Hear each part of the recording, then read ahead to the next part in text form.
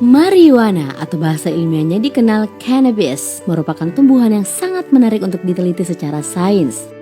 Namun tumbuhan ini juga banyak mengundang kontroversi karena saat ini digunakan sebagai narkoba. Yap, terutama Indonesia nih, tumbuhan ini masih menjadi barang ilegal, haram dan berbahaya. Daripada memperdebatkan bahaya ganja, lebih baik yuk kita cari tahu fakta ilmiah di balik ganja. Halo Science Lovers, kamu sedang menonton Science Populer? Klik subscribe dan aktifkan lonceng notifikasimu untuk mendapatkan video-video edukasi dan ilmu pengetahuan populer menarik sehari-hari. Nah, sebelum kita membahas manfaat ganja, mari kita pastikan terlebih dahulu dari mana sih asal tanaman ini. Nah, sebuah bukti arkeolog dari tanaman multifungsi ini diketahui tercatat 37 juta tahun yang lalu dari Kazakhstan dan kemudian tersebar di timur Himalaya. Berdasarkan studi yang dipublikasikan pada jurnal Vegetation History and Archaeobotany, para peneliti yakin wilayah dataran tinggi tersebut merupakan asal dari tanaman ganja. Lalu ia kemudian menyebar pertama kali ke Eropa 6 juta tahun lalu, dilanjutkan ke Tiongkok Timur sekitar 1,2 juta tahun yang lalu. Di masa lalu, manusia mulai menggunakan tanaman ini dalam 8.000 tahun terakhir. Awalnya hanya memakan bijinya nih sebagai sumber makanan, kemudian menggunakan batang tanaman ini untuk membuat produk berkualitas tinggi. Produk yang dihasilkan tinggi akan serat dan tahan lama, diantaranya pakaian, tas, kertas, dan tali. Setidaknya selama ribuan tahun, banyak produk yang terbuat dari ganja telah bertahan sampai hari ini. Mulai dari Spanyol sampai ke Taiwan, sebelum akhirnya digunakan di Amerika dan orang Eropa untuk obat psikoaktif. Nah, beralih ke zat yang terkandung dalam ganja, tahu nggak sih Science Lovers bahwa tanaman ganja sebenarnya memiliki lebih dari 500 bahan kimia alami dan aman di dalamnya.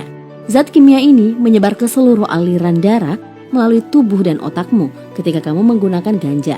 Di antara 500 bahan kimia tersebut, ada 2 elemen penting dan paling terkenal dalam ganja, yaitu THC dan CBD. THC adalah tetrahydrocannabinol, merupakan komponen psikoaktif utama dari ganja. Senyawa kimia berfungsi sebagai mekanisme pertahanan tubuh. THC pada tanaman ganja bekerja dengan meniru efek neurotransmitter yang sudah ada sebelumnya di otak kita, yang dikenal sebagai cannabinoid. Cannabinoid juga terdapat pada semua hewan, ikan, mamalia, dan reptil. Senyawa kimia dalam THC dapat mempengaruhi kumpulan saraf amigdala, menyebabkan imajinasi dan persepsi pikiran menjadi lebih menyenangkan dan menarik, tetapi juga memiliki potensi yang menyebabkan kecemasan pada orang yang tidak terbiasa dengannya. Meskipun yang diakui bahwa ganja memang berpotensi menimbulkan kecanduan nih, ternyata cannabinoid dan neurotransmitter yang terkandung dalam THC memberikan berbagai manfaat dan pengaruh pada sistem saraf, seperti berfungsi untuk mengatur tidur, lapar, menghilangkan rasa sakit, pencegahan epilepsi, sistem kekebalan tubuh, dan bahkan telah terbukti menghambat sel kanker payudara.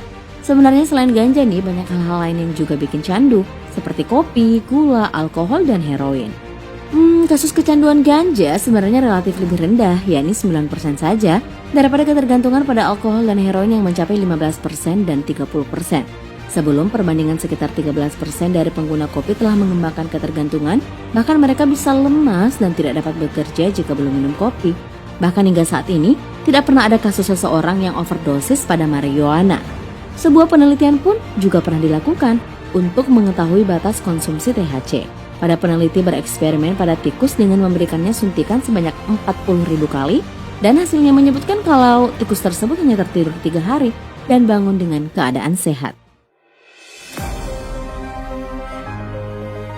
Sebenarnya, efek ganja bukan hanya sekedar obat penenang, tetapi juga dikenal membantu meningkatkan nafsu makan dan mengurangi muntah pada penderita AIDS atau HIV dan orang yang mengalami kemoterapi.